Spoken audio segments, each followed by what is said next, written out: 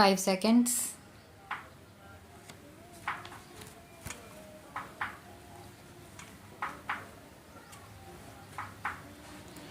The foundation national integration at the individual level will thus be securely led if every citizen of India discovers India for himself or herself, if he develops a strong patriotic feeling, and if he continually strives to serve his country.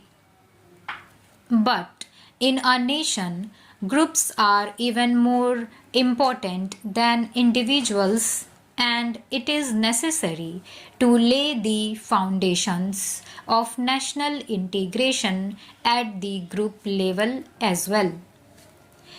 Every individual belongs not to one group but to several groups simultaneously.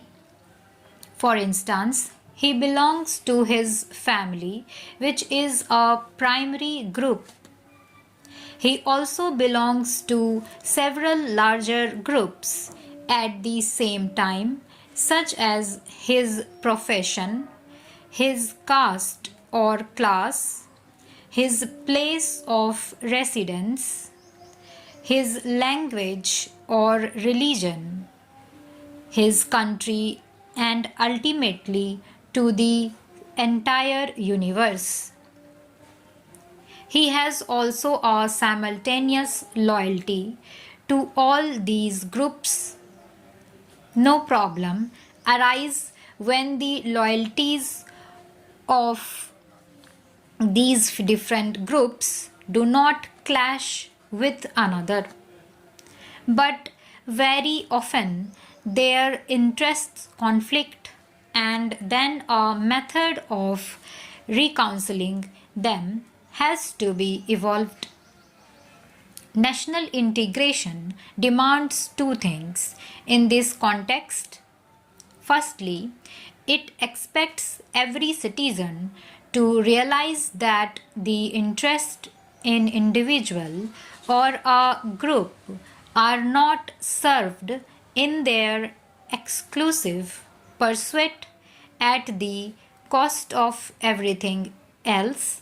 And secondly, it also expects every citizen or group to subordinate its interests to those of the nation as a whole. It is quite well known that a selfish pursuit of personal or group interests often proves to be counterproductive and socially harmful in the first instance. And in the long run, it adversely affects those very individual or group purposes which it was expected to serve. On the contrary, if the larger social objectives are pursued, they yield good results not only for the society as a whole but also for all its component individuals or groups. For instance, a ruthless competitive effort by every individual to secure food or a job for himself may not necessarily help him to get food or employment.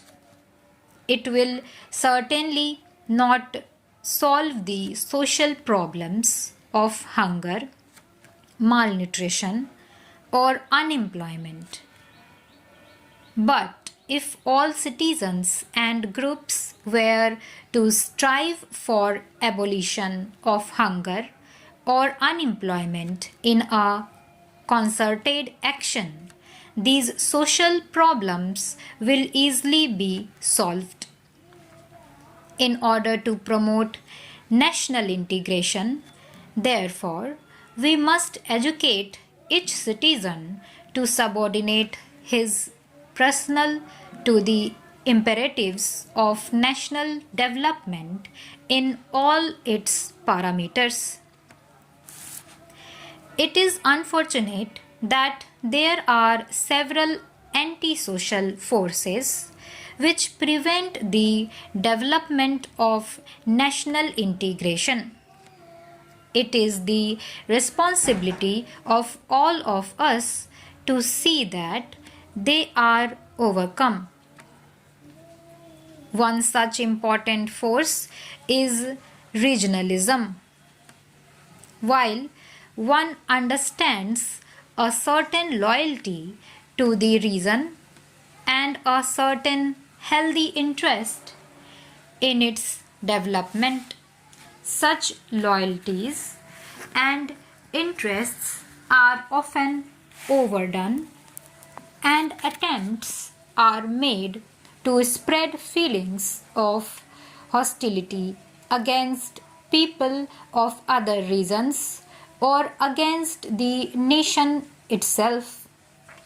One particularly deplores the rise of several senas in different parts of the country which often carry on virulent and violent campaigns against the people migrating from other regions.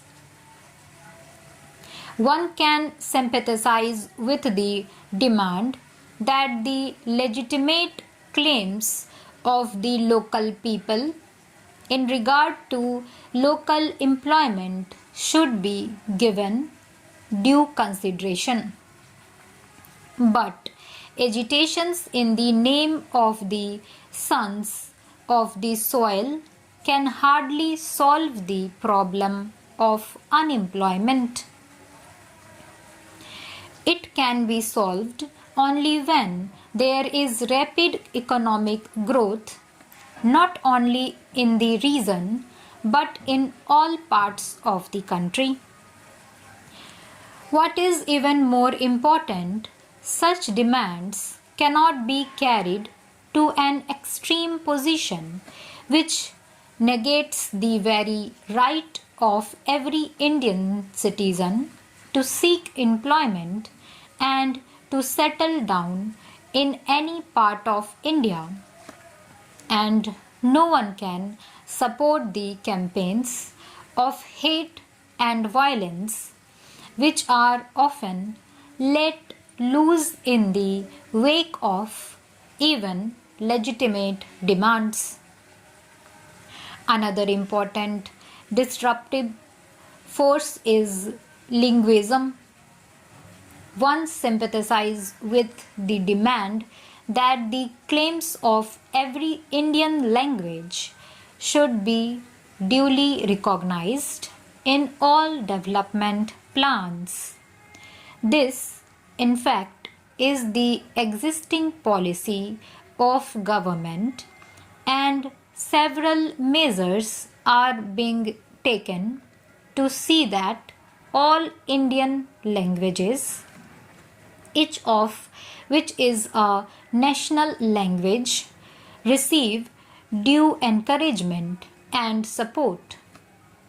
Special steps are also being devised to develop the tribal languages, and the government of India has set up in Mysore a Central Institute of Indian Languages to supplement the work that is being done in this field by universities and other agencies. It is, however, necessary to recognize that in linguistically plural society like ours, individual language groups have to adjust themselves to certain national imperatives. We must cultivate English, and in addition, we must study other international languages also on an increasing scale. We must recognize that we do need a link language at the national level and that this can only be Hindi.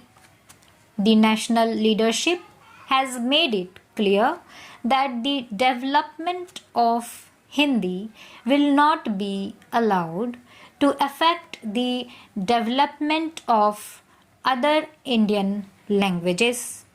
Stop.